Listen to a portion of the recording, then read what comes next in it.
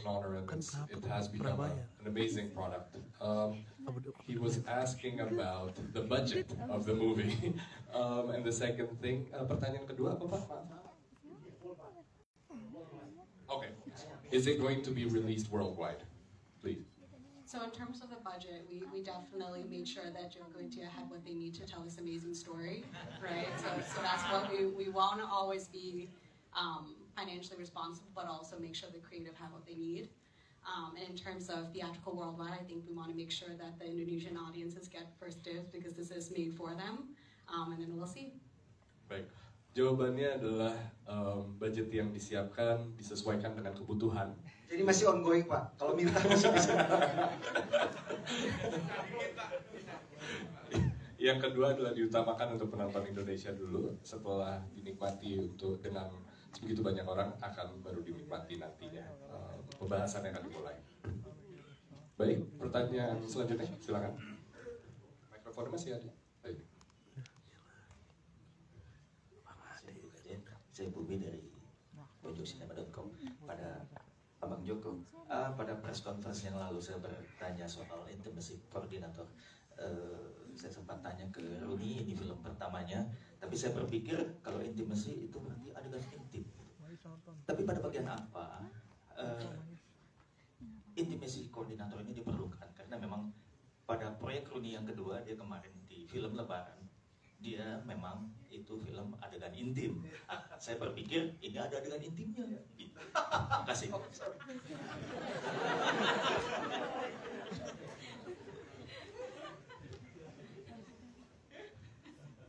Jadi ya terima kasih Bobby, pertanyaan bagus sekali. Memang karena ini baru ya bagi kita intimacy koordinator, jadi banyak yang salah persepsi tentang intimacy koordinator. Jadi intimacy koordinator adalah bagian dari kru dari sebuah produksi film yang dimaksudkan untuk mengawasi, memastikan semua adegan yang ada intimacy. Nah, adegan intimacy ini bukan hanya adegan seksual, intimacy. Jadi bisa mungkin adegannya hanya orang berpacaran dan berpegangan tangan, itu termasuk intimacy. Kalau di film kita di awal-awal ada beberapa adegan yang melibatkan adegan pemerkosaan. Adegan pemerkosaan di film kita memang tidak ditunjukkan secara eksplisit, tapi ada sentuhan, ada perkataan yang dilontarkan, dan itu dipastikan apa yang dilontarkan oleh seorang pemain ke pemain lain tidak mengakibatkan ketidaknyamanan. Jadi kata-kata itu juga termasuk intimacy yang harus diperhatikan oleh para intimacy koordinator untuk didiskusikan. Bahkan ketika adegan pemerkosaan aja yang sebenarnya tidak terlalu eksplisit, dipegang bagian mana dari tangan itu sebelum syuting itu sudah di workshopkan bagian mana yang nyaman untuk dipegang oleh seorang pemain misalnya. Jadi tidak akan dipegang yang tidak sudah dijanjikan terlebih dahulu sebelum syuting. Jadi intimacy sebenarnya adalah umbrella term yang luas sekali. Salah satunya adalah beberapa adegan yang melibatkan adegan intim seperti yang kita pahami di Indonesia, tapi secara luas adegan yang melibatkan satu emosi yang sifatnya bisa agresi, bisa cinta, dan sesuatu yang intim ya. Memang bahasa Indonesia agak susah dijelaskan, tapi maksudnya bukan cuma adegan intim secara seksual, tapi juga yang sedikit ke arah situ juga tetap harus didiskusikan. Baik, terima kasih Bang. Sebelum kita lanjut ke pertanyaan dari teman-teman media, kita mumpung lagi bicara tentang mungkin teknisnya juga, saya ingin bicara dengan Mbak Tia. Oke, sorry. Film Pengepungan di Bukit Duri memberikan kita sebuah refleksi tentang kemungkinan apa yang terjadi dengan negara ini di 2027 dan sekaligus menjadi eksplorasi baru dalam perfilman Indonesia secara genre dan juga tema. Sebetulnya apa memang yang menjadi pernyataan tegas di film ini? Silakan. Yang menjadi pernyataan dari film Pengepungan di Bukit Duri ini adalah sejarah bisa berulang kalau kita tidak hati-hati, kita tidak memperhatikan, dan kita tidak membicarakan atau berusaha untuk menyembuhkan luka dan trauma dari masa lalu. Di film ini diceritakan bukan hanya tentang kekacauan di masa lalu, tapi juga keresahan-keresahan di masa sekarang, dan kemungkinan-kemungkinan yang bisa terjadi di masa depan. tadi teman-teman udah nonton ceritanya tahun 2027. Itu juga kami taruh di dalam film adalah sebagai peringatan untuk kita semua. Peringatan yang sifatnya urgent karena tahun 2027 itu sebentar lagi. Kami di Kamenzi Pictures, kami selalu berkomitmen untuk membuat karya yang jujur, yang berani, yang relevan secara sosial. Tapi kami juga selalu berusaha untuk mendorong naratif-naratif, batas-batas naratif perfilman Indonesia. Karena kami percaya kalau film itu bukan hanya untuk hiburan, tapi juga bisa kita gunakan sebagai tempat untuk perenungan, untuk refleksi. Visual yang kita tampilkan di film ini kita desain sedemikian rupa, kualitasnya kita jaga benar-benar supaya punya kualitas yang tinggi, dengan cerita yang kuat dan mudah untuk diikuti. Kami berharap, keinginan kami dengan film ini adalah seperti Bang Joko bilang tadi, kami ingin memulai percakapan tentang kekerasan, terutama kekerasan terhadap di lingkungan remaja, tentang luka, tentang trauma, dan yang paling penting mungkin rekonsiliasi. Well said. Terima kasih. Saya boleh nambahin sedikit? Silakan. Jadi film ini memang kita desain sedemikian rupa untuk menjadi showcase, untuk menunjukkan talenta-talenta terbaik di Indonesia, baik yang di belakang layar dan tentu saja di depan layar. Kalau teman-teman tadi lihat, bahkan peran yang tidak terlalu banyak adegannya ditampilkan dengan sangat maksimal sekali oleh para pemain-pemain yang ada di depan ini.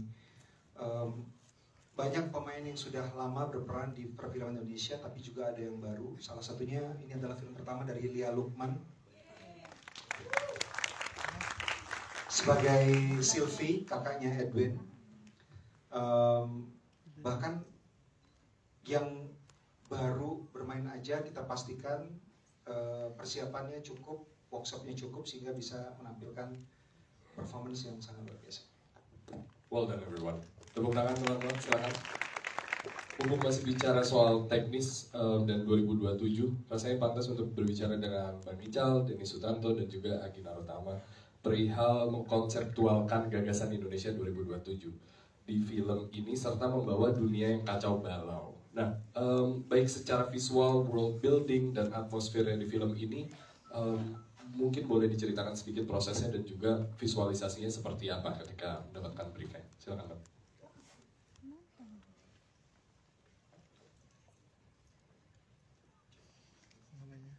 Oke, terima kasih teman-teman.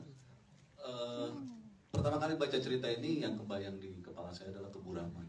Artinya secara ceritanya yang buram apa segala macam itu tentunya yang sangat memasuki kepala saya bagaimana visual keburaman ini yang saya bisa wujudkan, baik dari kontras lighting, baik dari bagaimana pergerakan kamera yang ragu-ragu, pergerakan kamera yang rasanya bahwa si karakter-karakternya ini mempunyai masalah-masalah ketidaktahuan, masalah-masalah yang diceritakan di film ini tentang persoalan-persoalan sosial kayak gitu. Jadi itu aja yang saya akhirnya terjemahkan secara teknis, bagaimana visualnya tidak menjadi terlalu clean juga, terus tentunya dengan kontras dan movement yang dinamis supaya kita bisa menghasilkan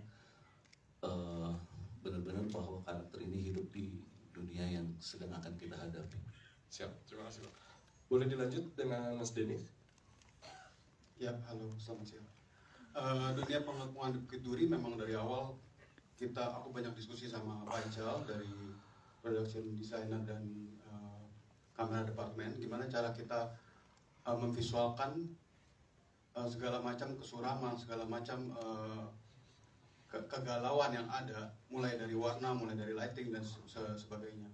Cuman yang paling penting buat kita adalah sebenarnya bagaimana kita menciptakan dunia di mana saat para pemeran masuk ke dalam set, mereka sudah bisa merasakan, mereka sudah ikut terbangun emosinya dan segala macamnya untuk bisa masuk ke dalam karakternya masing-masing, masuk ke dalam dunia pengepungan di Bukit Duri. Kira-kira gitu. Terima kasih. Boleh mungkin dibahas dari segi musiknya, silakan. Oke, selamat siang semuanya. Dari segi musik, tentunya setelah berdiskusi dengan Bang Joko Anwar, kita come up dengan satu kata untuk film ini, yaitu adalah dystopian, di mana situasi negara di cerita film ini memang tidak harmonis, dan itu yang kita wakili dari segi musiknya. Dan musiknya itu kita mendesain musiknya dengan Bang Joko Anwar juga, saya sama Bang Joko Anwar berminggu-minggu lagi mencari suara-suara yang kita desain layer per layer, dan setiap layer suara itu mewakili kekompleksan rasa dari film ini. Ada rasa suram, ada rasa marah, ada rasa violence ya, tapi juga ada tentunya ada rasa harapan juga. Jadi memang konsepnya adalah sound. Jadi di film ini adalah sound yang kita sangat mainkan, dan juga ada film ini diisi juga dengan banyak sekali band-band yang mungkin tadi udah didengerin di filmnya. Band-band ini juga yang secara musik dan secara lirik itu juga dianggap sangat pas dengan situasi cerita di filmnya ini. Terima kasih Mas. Kita lanjut sekarang dari teman-teman media yang ingin bertanya. Boleh di sebelah. Oh, di sebelah. Oke, silakan di ujung. Sore teman-teman semua, selamat atas filmnya. Bang Joko Anwar juga selamat atas film ke-11 dan 20 tahun karirnya. Selamat. Aku punya 2 pertanyaan. Pertama-tama, di film ini tuh ngingetin salah satu nama media. Oh ya, Rabi dari Cinemax. Film itu ngingetin salah satu pepatah mama saya, bahwa manusia itu bisa lebih seram dibanding hantu atau setan. Dan juga banyak sekali fobia-fobia seperti fobia ras dan juga fobia agama yang tadi disebut. Apakah kamu punya izin buat ibadah di rumah kamu sendiri? Dan di press conference pertama Bang Joko sempat bilang bahwa film ini tuh di tahun 2007 udah mulai ditulis. Pastinya selama 14 tahun di 2024 tuh banyak sekali perubahan draft, skrip dan lain sebagainya. Seberapa berbeda draft pertama Bang Joko dan yang sekarang, dan karena isunya mungkin masih sama dan mengkhawatirkan sekali masih sama, dari pengepungan Bukit Duri ini apa aja sih yang bisa kita pelajari dan kita bisa ambil? Lalu satu lagi, tadi ada beberapa subtle mungkin Easter egg seperti di radio 98,5 mungkin mengingatkan Mei 1998. Saya rencananya mau nonton lagi kan tanggal 17. Apakah ada Easter egg lain yang harus diperhatikan? Terima kasih.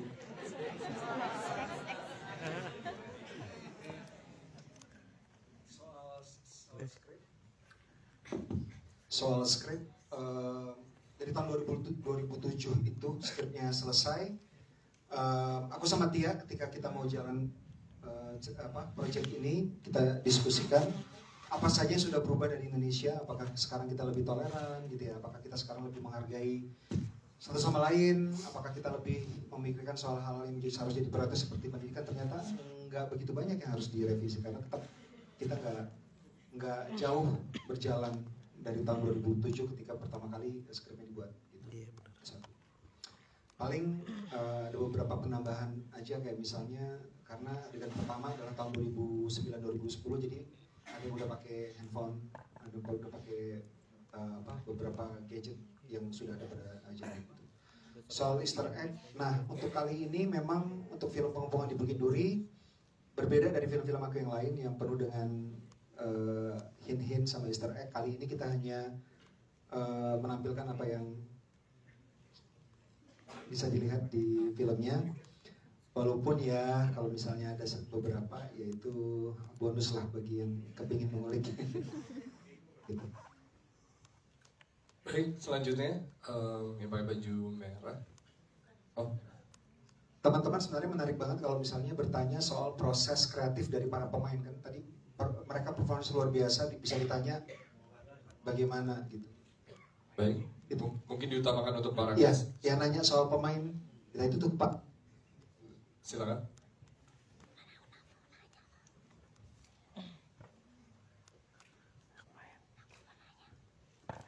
Terima kasih Bagas.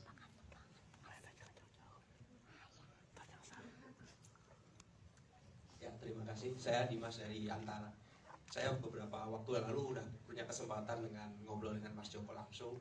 Nah, yang ingin saya tanyakan adalah sesuai kata Mas Joko, apakah dalam pemilihan cast ini, pemeran ini, apa sih Mas yang latar belakangi? Waktu itu saya tanya begitu. Kemudian Mas Joko jawab bahwa mereka tuh juga punya keresahan yang sama soal isu ini. Nah, sekarang saya pengen tahu langsung mungkin dari pemeran utama Morgan atau dan teman-teman yang lain, apalagi yang kita generasinya cukup muda lah. Nah, terkait dengan tema film ini, apakah mereka relate? Terus kemudian keresahan apa yang real mereka hadapi itu sekarang itu apa? Saya ingin tahu. Terima kasih. Boleh mungkin dari Ujung atau dari Morgan, you wanna start? Dari Ujung, silakan. Oke, terima kasih Mas buat pertanyaannya. Selamat siang teman-teman semua yang udah hadir. Keresahan-keresahan yang kebetulan kalau misalnya ditanya relate gak sama karakter Edwin, kebetulan saya relate gitu karena memang ada rasa walaupun saya besar di kota yang termasuk saya lahir dan tumbuh besar di kota Singkawang yang mungkin bisa dibilang merupakan salah satu kota paling toleransi di Indonesia. Tapi karena ada 1 dan 2 hal kejadian di masa lampau, efeknya tuh benar-benar generasional gitu. Even yang saya besar di kota seperti kota Singkawang aja yang toleransinya tinggi, itu aja masih kena dampak trauma gitu karena itu memang itu tadi bersifat generasional. Dan kedua, untuk budaya kekerasan yang menurut saya memang dari dulu, dari zaman saya sekolah, mungkin saya SMA itu 17-18 tahun yang lalu gitu. Jadi dan itu masih relate dan masih relevan sampai sekarang. Even kalau misalnya kita nggak usah nonton berita deh di TV, dari sosmed aja kita tahu kalau misalnya budaya kekerasan di kalangan remaja itu merupakan salah satu hal yang kayaknya susah untuk ditembus ya, kayak susah untuk dicari akarnya tuh apa sebenarnya gitu. Jadi itu menurut saya salah satu keresahan saya selain generational trauma yang bikin saya relate sama karakter yang saya perankan itu Edwin, itu keresahan saya di budaya kekerasan pada remaja. Kalau teman-teman. Pak Dimas ya tadi, terima kasih pertanyaannya. Sebenarnya banyak ya di Indonesia ini, mungkin salah satu yang kita bisa bicarakan lebih lanjut adalah bahwa kita merasa terperangkap dengan adanya culture atau budaya-budaya yang mungkin dari refleksi kita sendiri itu negatif gitu. Mungkin tadi Morgan udah ngomong soal kekerasan, tapi kita juga ngomong bahwa kita seringkali di sini menerima tanda kutip apa adanya situasi yang mungkin sudah bobrok gitu loh. Dan ketika kita berbuat salah, banyak mungkin tendensinya adalah untuk menyalahkan society atau menyalahkan sistem gitu. Padahal yang perlu kita ingat bahwa kita pun juga bagian dari sistem dan society tersebut gitu. Maka kita dipertanggungjawabkan untuk melakukan sesuatu. Akan tetapi mungkin keresahan satu yang saya rasakan adalah seringkali terjadi ketika kita ingin melawan sesuatu yang sudah rusak, itu dipersulit jalannya. Bahwa sistemnya sudah hancur, maka untuk memperbaiki sistem tersebut akan lebih susah daripada yang lain-lainnya gitu. Jadi kita ingin memperbaiki pun jalannya dipersulit. Kita ingin melakukan sesuatu, ada aja tantangan gitu. Sehingga kita diajarkan, yang mungkin orang sering mengkritisi ini budaya feodal, bahwa kita ya sudah, kita harus menghormati sesuatu yang mungkin tidak pantas dihormati. Dan terkadang ketika kita melakukan tersebut, ketika kita mengikuti sistem yang mungkin sudah rusak, kita tanpa sadar menjadi budak-budak yang akan atasan-atasan yang hancur gitu.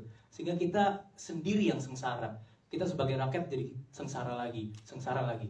Mungkin di situ yang keresahan yang dirasakan, dan bahwasanya kita mungkin repot dan susah untuk berekspresi secara logika. Itu mempersulit jalan kita menjadi bangsa yang lebih baik gitu.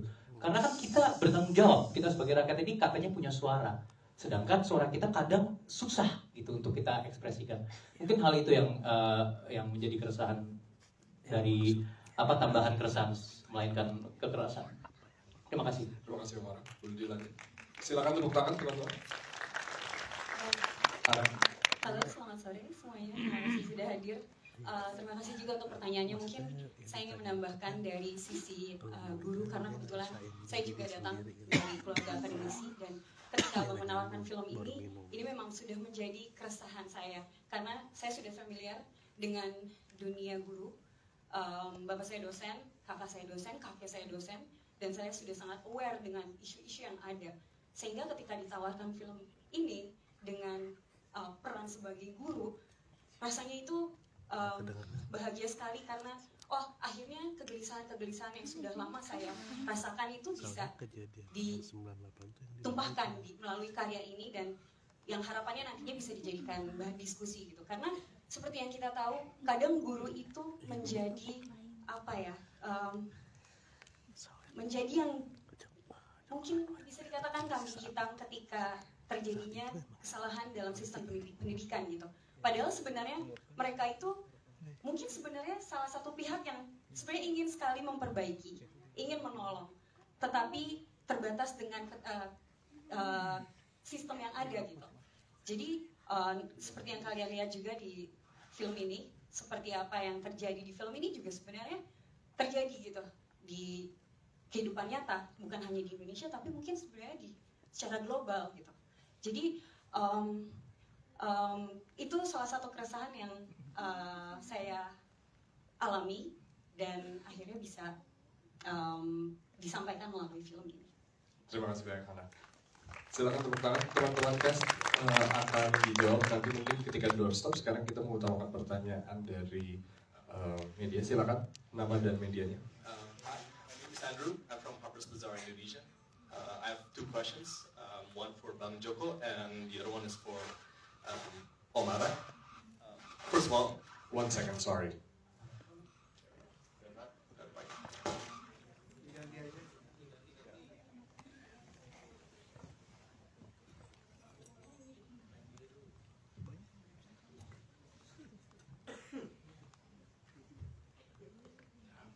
First of all, I would like to note that since I'm a Chinese Indonesian, this is a pretty scary movie for me.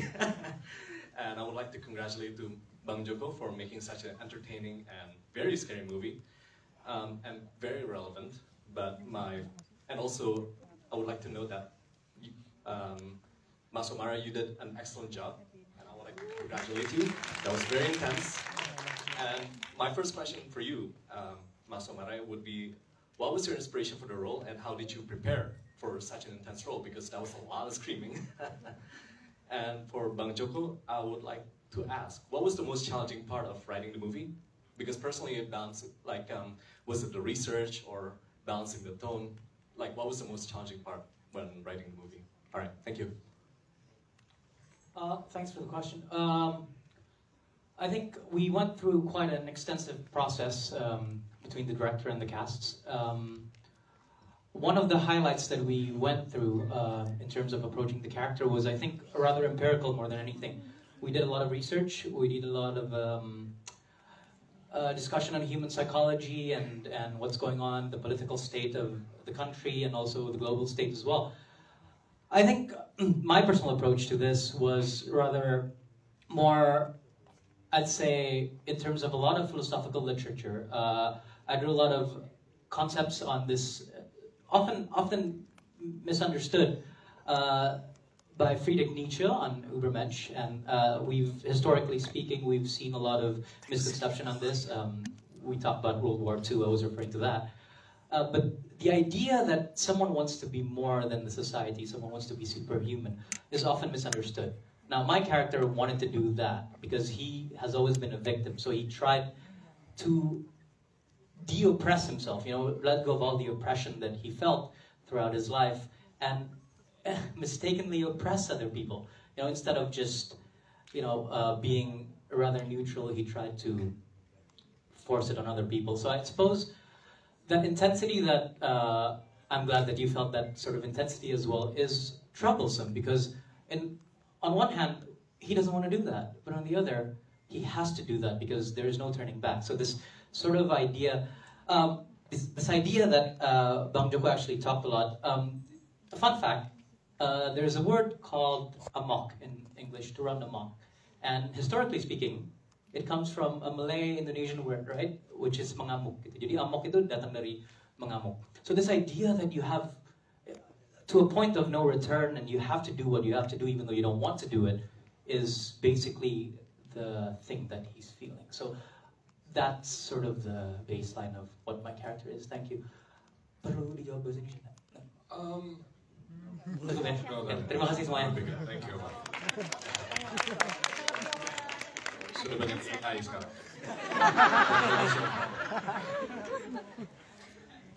Hal yang paling challenging dari membuat film Pengepungan di Bukit Duri adalah membuat semuanya terasa realistis. Tadi sudah dibicarakan oleh Pak Ical Tanjung dan Kokoh Dennis. Kita membuat world building sedemikian rupa sehingga pemain merasa berada di dalam ruang, bukan ruang syuting tapi real life. Sehingga semua set yang kita bikin itu 360 derajat. Jadi nggak ada tuh kita taruh lampu di sini dan pemain hanya bisa bergerak dari kiri ke kanan beberapa meter. Enggak, mereka bisa mengeksplorasi sesuai dengan yang mereka mau. Terutama ada di beberapa adegan, seperti di adegan ketika sudah sangat intens banget di gym, itu bahkan kamera hanya mengikuti impuls dari pemain. Jadi pemain tidak di brief harus bergerak kemana, terserah. Kami akan mengikuti. You just go, we'll follow. Gitu. Makanya terlihat sangat organik sekali. Dan persiapan dari para pemain ini, kalau misal teman-teman nanti mau bertanya lebih lanjut lagi, mereka they went to such an extensive workshop karena mereka diberikan karakter sheet, biografi dari mereka dari mulai mereka lahir sampai mereka masuk ke dalam film. Setiap dari mereka mendapatkan sebuah karakter sheet yang lengkap dari mulai mereka lahir di keluarga seperti apa, lingkungannya seperti apa, sekolahnya apa namanya, dan berapa tahun mereka bersekolah, dan milestone dalam hidup mereka yang menjadikan mereka memiliki karakter seperti yang ada di dalam film. Jadi, walaupun tidak diceritakan dalam film, misalnya karakter dari Jeffrey, itu di karakter sheet lengkap. Sehingga ketika mereka semua masuk ke dalam set, mereka tidak seorang aktor yang mencoba untuk menjadi satu karakter. Mereka adalah karakter itu sendiri. Dan mereka hidup di dunia yang sudah diciptakan oleh para orang-orang di belakang layar. Cara mereka berdiri, cara mereka menggerakkan tangan, cara mereka menatap seseorang itu sudah sesuai dengan karakter yang dibangun ketika workshop. Sehingga seringkali ketika syuting, udah gak perlu dikasih brief lagi karena mereka sudah menjadi karakter. Makanya ketika kita syuting, kita bisa satu hari syuting, lamanya cuma 3 jam pulang. Karena one take okay. Stand by and action. And cut, next. Semuanya, bener nih bang. Next. Roll jam 7, jam 11 udah pulang. Jam 12 udah pulang. Yang pusing adalah catering kita karena dia udah bawa makanan. Gak ada yang makan. Gitu. Baik, terima kasih ya bang. Kita masih ada waktu untuk 2 pertanyaan. Silakan. Terima kasih kepada Kamensi dan juga publicist. Selamat sore. Terima kasih kepada kreator film dan juga pemeran yang sudah menceritakan komunitas saya setengah Tionghoa dan hidup sebagai perempuan setengah Tionghoa di Indonesia itu berat. Oh ya, saya lupa kenalan. Nama saya Claudia. Saya dari sebuah organisasi bernama Amnesty International Indonesia. Dia fokus di bidang hak asasi manusia dan kami tugasnya mengkomunikasikan isu-isu HAM kepada lebih banyak orang. Mungkin sama seperti goalnya Bang Joko, Mbak Tia, dan teman-teman pemeran semua untuk lebih banyak orang mendengar cerita tentang ini cerminan dari sejarah kita. Walaupun memang tidak disebutkan secara gamblang gitu.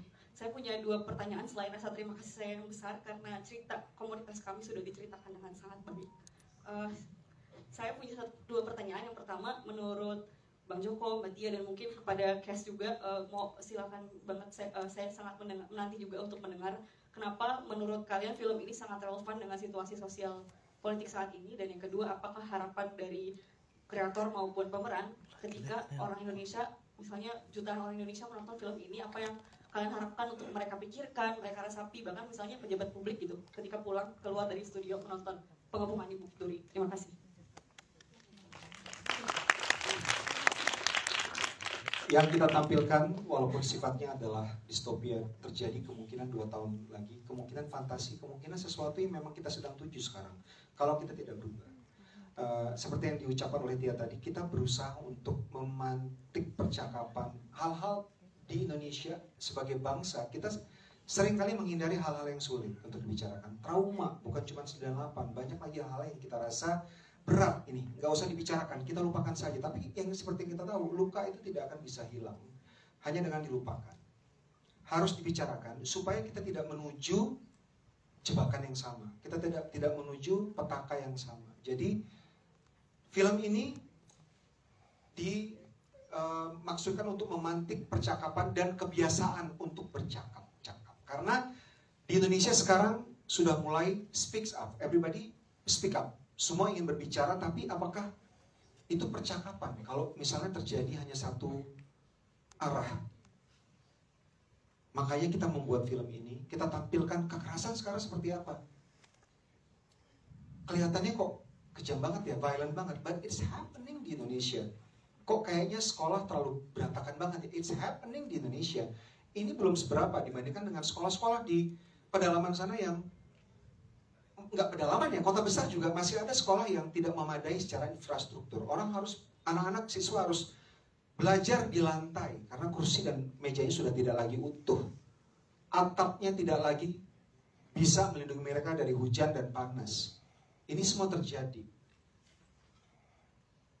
Dan yang paling penting adalah Indonesia adalah sebuah negara yang sangat heterogen. Kita terdiri dari ratusan ethnic groups. Banyak sekali kepercayaan. Kalau misalnya kita tidak membiasakan diri untuk menjadi seseorang yang menerima perbedaan, we are doomed. Kita menuju sebuah tempat yang tidak akan bisa dibayangkan betapa malapetakan. Terima kasih ya Bang. Teman-teman cast ada yang ingin menambah mungkin? Tidak? Oke, thank you. Pertanyaan terakhir silakan. Selamat sore. Saya Jack dari Media Indonesia. Sebelumnya juga sempat nonton waktu private screening. Mau bertanya ke Bang Joko gitu. Di film ini kan sebenarnya mungkin tujuannya adalah ingin membuka percakapan dan juga mungkin kalau Katia tadi mention bahwa ingin dijadikan sebagai titik untuk rekonsiliasi gitu. Dan juga tidak melupakan dari luka-luka yang lalu seperti itu. Tapi mungkin saya ingin bertanya bagaimana kemudian secara kemasannya, kekerasannya begitu eksplisit Bang. Apakah mungkin ini karena pilihan genre-nya juga atau seperti apa, dan juga ketika misal ini nanti ditonton oleh publik luas, bagaimana juga supaya penonton juga tidak tergelincir dengan apa yang sebenarnya diharapkan oleh kreator, oleh Bang Joko, oleh Katia, dan oleh teman-teman di film Pengepungan Bukit Duri. Seperti apa Bang? Ya, pertanyaan bagus banget. Tadi seperti yang sudah kita utarakan di sini, yang ingin kita tampilkan adalah kenyataan. Kadang-kadang kita sebagai bangsa in denial, tapi ini adalah sesuatu yang menjadi sudah menjadi ciri khas kita bangsa Indonesia. Kita kadang sering, bukan kadang, menganggap diri kita religius. Kita religius banget nih, tapi ternyata korupsi banyak, kuadriliun, nolnya sampai menggelincir kemana, karena nggak bisa dihitung gitu. Kita menganggap diri kita bangsa yang ramah, tapi kita sangat tidak ramah ke sesama misalnya. Jadi kita sering membuat image kita sendiri dalam rangka untuk membuat denial gitu. Sehingga film ini kita tampilkan sedemikian rupa, sangat terukur, tapi kita tampilkan sedemikian rupa supaya menampilkan kenyataan yang ada di dalam masyarakat. Kenapa kita membuat film ini genre-nya thriller action? Karena kalau misalnya kita membuat film ini dalam format yang perinci, menggurui, itu mungkin tidak akan sampai ke banyak orang. Jadi kita membuat sebuah film yang quote-unquote, maaf kalau saya bilang filmnya tidak menghibur tapi gampang untuk diikuti, supaya banyak orang yang ingin nonton, banyak orang yang menyebarkan bagaimana mereka berkesan menonton film ini, sehingga apa yang coba kita sampaikan, memantik percakapan tadi, bisa sampai ke banyak orang. Terima kasih. Terima kasih Bang. Terakhir untuk teman-teman cast dimulai dari Emir, mungkin satu kata untuk film ini. Silakan, satu kata untuk filmnya. Penting. Oh, satu kalimat silakan. Penting banget. Satu kalimat doang.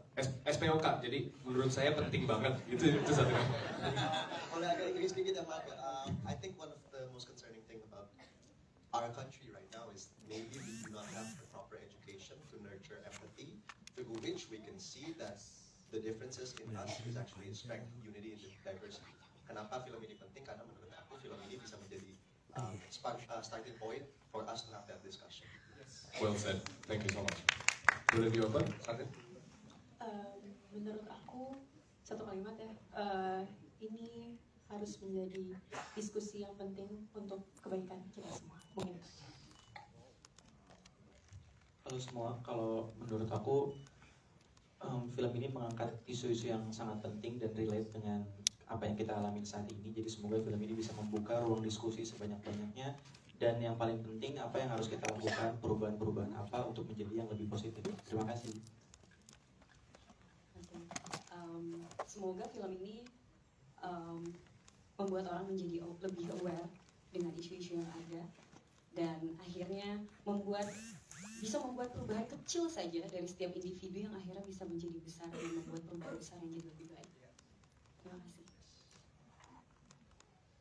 Banyak yang bilang manusia itu rational animals gitu, bahwa kita adalah binatang yang memiliki rasionalisme dan logika. Semoga film ini menjadi pengingat bahwa violence, kebencian tanpa dasar dan sistem yang hancur tidak ada logikanya. Maka kita bisa balik menjadi manusia yang logis. Mungkin itu. Semoga saya mau menyampaikan hal yang mungkin sama Claudia juga relate, karena kita sama-sama warga keturunan di sini. Yang kita tahu sendiri, selama ini kita cukup tertutup dan menarik diri gitu, dan cenderung apatis. Semoga lewat film ini teman-teman minoritas bisa kembali membuka diri dan ikut dalam diskusi. Thank you. Semoga semakin banyak orang terlibat dan mulai sadar sama kehidupan, bukan cuma sama dirinya sendiri tapi sama lingkungan juga. Ketika buat salah, jangan nyalain orang lain. Ketika di sana, lu salah nih begini, ya ini juga salah begini, ya gue jadi salah juga. Semoga juga akhirnya ada kesadaran bahwa yang bisa ngebenahin itu diri sendiri gitu, gak bisa nunggu-nunggu orang lain lagi. Terima kasih. Kalau buat aku, film ini seperti kaca ya. Kayak kita tuh melihat yang penting itu adalah yang pertama acknowledgement dan awareness, dan kita tuh jangan denial lagi that we're okay, we're not okay, itu sih. Jadi kayak kalau tanpa acknowledgement dan acceptance bahwa there is something wrong that is happening right now, kita nggak akan bisa sembuh, karena kayak demam itu cuma sebuah symptoms. Kekerasan yang ada itu mungkin cuma result, tapi akarnya apa itu harus kita cari. Terima kasih. Ya, kalau buat aku film ini sangat relate buat khususnya untuk yang mungkin kalau yang udah berkeluarga gitu ya. Kalaupun apalagi untuk yang punya anak, ya luka-luka itu ada, dan kalau misalnya memang ya gimana ya, susah gitu diekspresikan ya, luka itu harus diobati gitu. Jadi setelah nonton film ini mungkin nanti akan tahu gitu, kenapa luka-luka itu harus kita pulihkan. Kita bisa pulihkan itu semuanya. Iya, kalau mau menambahkan beberapa dari teman untuk membuat environment pendidikan yang nyaman memang tidak mudah, tapi yang paling utama harus dimulai dari kita. Semoga film ini bisa memantik kesadaran kita sendiri dan membuka ruang-ruang diskusi, bukan hanya diam, tapi kita harus bicarakan, dan itu dimulai dari sekarang. Terima kasih banyak untuk semua yang terlibat. Bang Joko, silakan closing statement dari diri lu. Sudah cukup atau sudah cukup? Oke, teman-teman Publicis boleh angkat tangan, nanti boleh ikuti mereka untuk doorstop. Tapi sebelumnya kita foto terlebih dahulu. Silakan.